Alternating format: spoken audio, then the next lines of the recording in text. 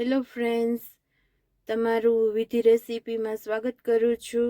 અને આજે આપણે બનાવશું તીખા મરચાંની ચટણી. એ આપણે ખાઈ પણ શકીએ છીએ અને શાકના વઘારમાં પણ ઉપયોગ લઈ શકીએ છીએ. મેં અહીંયા તીખા મરચાં લીધા છે, એકદમ જ તીખા છે. લસણ લીલું લીધું છે અને આદું લીધું છે. અને હવે આપણે મરચાંને સમારી લેશું. તો આવી રીતે ડીટીયાનો ભાગ છે એ કટ કરી લેવાનો છે પહેલે, અને પછી આપણે એમાંથી જેવડા આપણે પીસ કરવા હોય મરચાંના એવી રીતે કટ કરી લેવાના છે.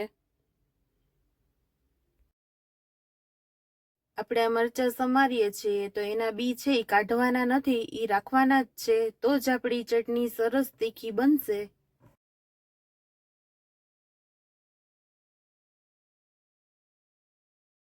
મેં અહીંયા બધા જ મરચાં સમારી લીધા છે અને હવે આપણે આદું સમારી લેશું.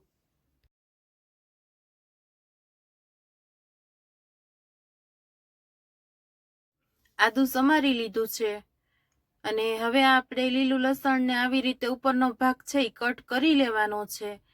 અને કટ કરી લેશો તો એનું આખું ફોતરું બારનું નીકળી જશે, તમે જોઈ શકો છો. અને હવે આપણે સમારી લેવાનું છે ઝીણું ઝીણું સરસ.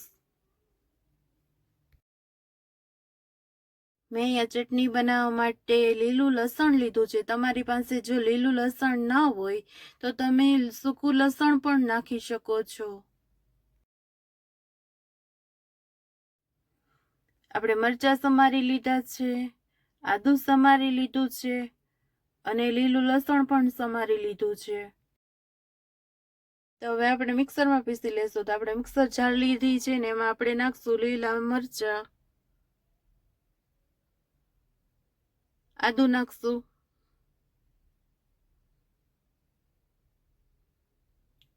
લીલું લસણ નાખશું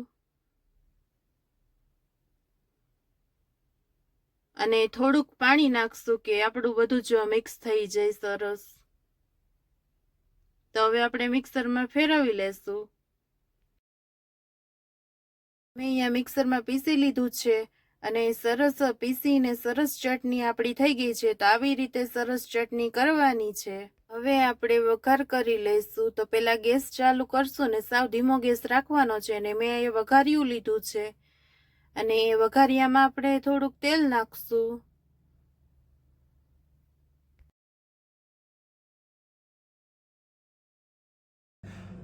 તેલ ગરમ થઈ ગયું છે ને થોડીક આપણે હિંગ નાખીશું એટલે ટેસ્ટમાં સારું લાગે.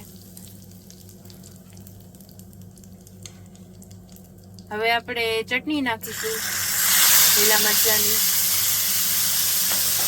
અને આ ચટણીનો આપણે વઘાર કર્યો છે. ધીમા ગેસે આપણે 5 મિનિટ માટે આ ચટણીને ચડવા દેવાની છે. અને ચડી જશે એટલે એમાંથી સરસ તેલ છૂટવા લાગશે એટલે આપણી ચટણી ત્યારે તૈયાર થઈ ગઈ હશે. આ ચટણીને તમે એરટાઈટ કાચની બરણીમાં રાખી શકો છો અને 8 દિવસ માટે તમે આ ચટણી ઉપયોગમાં લઈ શકો છો. હવે આપણે સ્વાદ પ્રમાણે મીઠું નાખીશું. આ ચટણી આપણે રોટલી સાથે પણ ખાઈ શકીએ છીએ અને રોટલા સાથે પણ ખાઈ શકીએ છીએ. અને કોઈ પણ શાકનો વઘાર કરતા હોય તો એમાં પણ આ વઘારમાં નાખી શકીએ છીએ આપણે અને સરસ બનશે. આ ચટણી એકદમ સ્પાઇસી હોય એટલે જે લોકો બહુ સ્પાઇસી ખાતા હોય એના માટે આ ચટણી બહુ સરસ છે અને ટેસ્ટમાં પણ બહુ સારી લાગે છે. આ ચટણી તમે ઘરે જરૂરથી ટ્રાય કરજો, બહુ સરસ સ્પાઇસી બનશે. અને તમને જો ચટણીનો વિડીયો પસંદ આવ્યો હોય તો મારી ચેનલને લાઈક કરી દેજો, શેર કરી દેજો અને સબસ્ક્રાઈબ કરી દેજો. હેલો ફ્રેન્ડ્સ, તમને આ ચટણીની રેસીપી કેવી લાગી મને કોમેન્ટ કરીને કહેજો અને આપણે ફરી મળીશું નવી રેસીપી સાથે.